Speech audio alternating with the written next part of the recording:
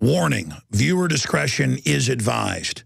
You are going to see the evidence that President Obama knowingly and consciously orders the murder of men, women, and children, signs death orders where entire weddings or village gatherings are bombed by drones and other aircraft, knowing that children would be killed, and simply calling them collateral damage, dehumanizing them down to the word collateral damage. Think of the magnitude of that. We're going to show you the mainstream news articles where they admit he signs death orders to kill people in cars with their children. Even in the fictional Scarface, Tony Montana won't blow up the car when there's little kids in the back of it. You got to be really evil to do this. And we've just gotten to where it's passé, it's no big deal. And he has massively increased the drone strikes, even since the warmonger George W. Bush. And it is sickening and disgusting that Democrats, because he was given a peace prize, why not give Hitler one or Stalin? Because he's trendy, he's liberal, he's supposedly black. It's cool when he kills people and destroys Libya and now uses al-Qaeda against Syria. It's so sick. And then you have that as a backdrop while he gets up there and fake cries and says, we've got to ban guns. And he's assigned a new task force that outside of Congress is going to call to ban guns. And Reuters says, be a dictator, Obama. They came out today. Use executive orders and take people's semi-autos. They don't need that for hunting. It's not for hunting. It's to protect ourselves from tyranny. And it's just so over the top, because with Bush, it was bad enough, but he was just a warmonger. With Obama, you get to hear about how he's like Mahatma Gandhi and Martin Luther King rolled into one, and he's this man of peace. And it's so loving what he's doing, and it's sick. So we're going to show you just some, in just a few countries, of the documented dead children where the Pentagon admits they killed them, and the death orders that President Obama has signed. We're trying to save children here. Not just the children killed at Sandy Hook, the 20, but the thousands killed by these illegal wars. And so everyone who really cares about children and just doesn't want to buy into the hype in the name of banning guns needs to get this video out to everyone they know. This is a very important piece put together by Rob Dew. The system does not want you to see it, so save it, burn it on disc, show it on local access television, and get it out on every video channel on the web. And when YouTube censors, like they've done in the past, we will simply use their attack on free speech and the truth as a way to get it out to even more people. We use the enemy's actions against them. So here is the report. We gather here in memory of 20 beautiful children and 6 remarkable adults. They lost their lives in a school that could have been any school, in a quiet town full of good and decent people that could be any town in America. Here in Newtown, I come to offer the love and prayers of a nation.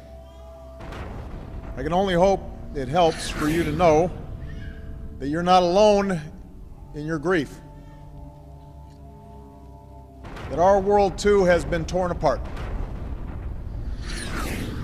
that all across this land of ours, we have wept with you. We've pulled our children tight. And you must know that whatever measure of comfort we can provide, we will provide. As a community, you've inspired us, Newtown. In the face of indescribable violence, in the face of unconscionable evil, you've looked out for each other, and you've cared for one another, and you've loved one another. This is how Newtown will be remembered. And with time and God's grace, that love will see you through. But we as a nation, we are left with some hard questions. And we learned that our most important job is to give them what they need to become self-reliant and capable and resilient, ready to face the world without fear. And we know we can't do this by ourselves. It comes as a shock at a certain point where you realize no matter how much you love these kids, you can't do it by yourself. That this job of keeping our children safe and teaching them well is something we can only do together, with the help of friends and neighbors, the help of a community, and the help of a nation. And in that way, we come to realize that we bear responsibility for every child, because we're counting on everybody else to help look after ours. That we're all parents, that they're all our children. This is our first task, caring for our children. It's our first job. If we don't get that right, we don't get anything right. That's how, as a society, we will be judged. And by that measure, can we truly say, as a nation, that we're meeting our obligations? Can we honestly say that we're doing enough to keep our children, all of them, safe from harm? Can we claim as a nation that we're all together there, letting them know that they're loved and teaching them to love in return? Can we say that we're truly doing enough to give all the children of this country the chance they deserve to live out their lives in happiness and with purpose? I've been reflecting on this the last few days, and if we're honest with ourselves, the answer is no. We're not doing enough, and we will have to change. Since I've been president, this is the fourth time we have come together to comfort a grieving community torn apart by mass shootings. Fourth time we've hugged survivors. The fourth time we've consoled the families of victims. And in between, there have been an endless series of deadly shootings across the country, almost daily reports of victims, many of them children, in small towns and big cities all across America. Victims whose, much of the time, their only fault was being in the wrong place at the wrong time. We can't tolerate this anymore. These tragedies must end. And to end them, we must change. If there's even one step we can take to save another child, then surely we have an obligation to try. In the coming weeks, I'll use whatever power this office holds to engage my fellow citizens, from law enforcement to mental health professionals to parents and educators, in an effort aimed at preventing more tragedies like this. Because what choice do we have? We can't accept events like this as routine. Are we really prepared to say that we're powerless in the face of such carnage? That the politics are too hard?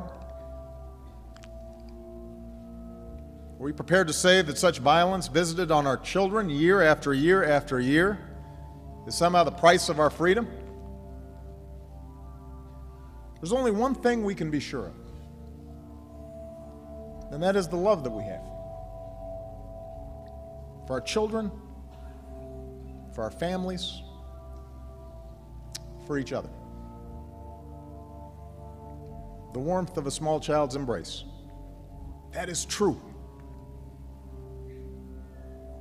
the memories we have of them, the joy that they bring, the wonder we see through their eyes, that fierce and boundless love we feel for them, a love that takes us out of ourselves and binds us to something larger. We know that's what matters. We know we're always doing right when we're taking care of them, when we're teaching them well, when we're showing acts of kindness. We don't go wrong when we do that. That's what we can be sure of. Charlotte, Daniel, Olivia, Josephine, Anna, Dylan, Madeline, Catherine, Chase, Jesse, James, Grace, Emily, Jack, Noah, Caroline, Jessica, Benjamin, Avalio, Allison. God has called them all home.